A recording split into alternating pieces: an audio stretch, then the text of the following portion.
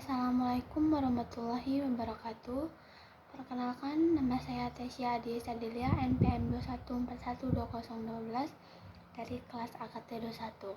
Baik, di sini saya akan menjelaskan prinsip-prinsip manajemen risiko. Pendekatan sistematis. Manajemen risiko harus dilakukan secara sistematis dan struktur. Prosesnya harus melibatkan identifikasi, analisis, evaluasi, dan pengendalian risiko. Secara menyeluruh, pendekatan sistematis membantu memastikan bahwa semua risiko yang relevan telah diidentifikasi dan dikelola dengan baik. Yang kedua, pemimpin tertinggi terlibat. Manajemen risiko adalah tanggung jawab organisasi secara keseluruhan.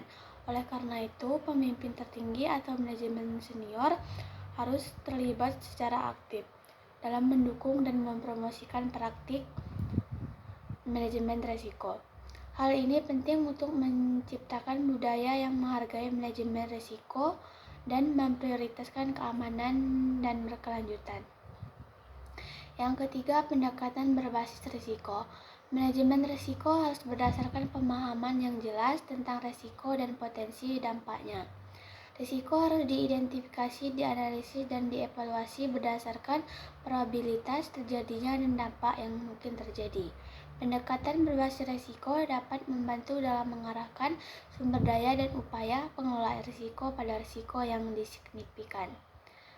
Yang keempat, partisipasi dan konsultasi. Manajemen risiko yang efektif melibatkan partisipasi dan konsultasi para pemangku kepentingan yang relevan.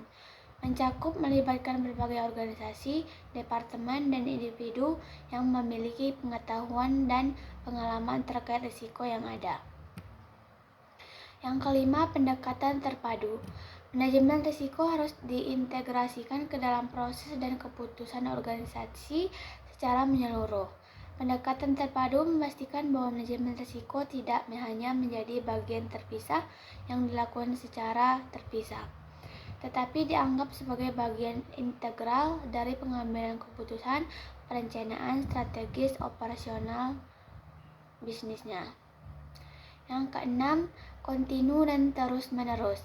Manajemen risiko tidak boleh dianggap sebagai tugas yang selesai begitu saja, tetapi sebagai proses yang kontinu dan terus-menerus. Risiko dapat berubah seiring waktu, dan organisasi harus memantau, mengevaluasi, dan mengelola risiko secara keberlanjutan. Yang ketujuh, komunikasi yang efektif. Komunikasi yang jelas dan terbuka tentang risiko yang sangat penting dalam manajemen risiko. Informasi risiko harus disampaikan dengan jelas kepada semua pemangku kepentingan yang relevan, termasuk manajemen risiko, karyawan, dan mitra bisnis.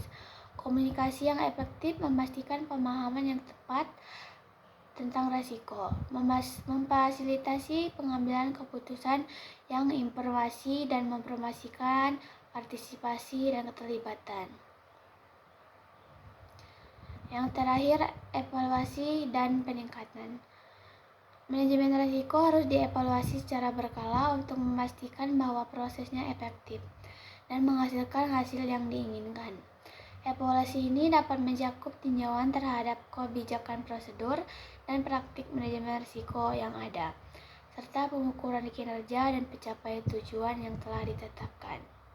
Hasil evaluasi harus digunakan untuk melakukan perbaikan dan peningkatan yang dilakukan atau diperlukan dalam manajemen risiko. Baik, ada 8 prinsip dari manajemen risiko.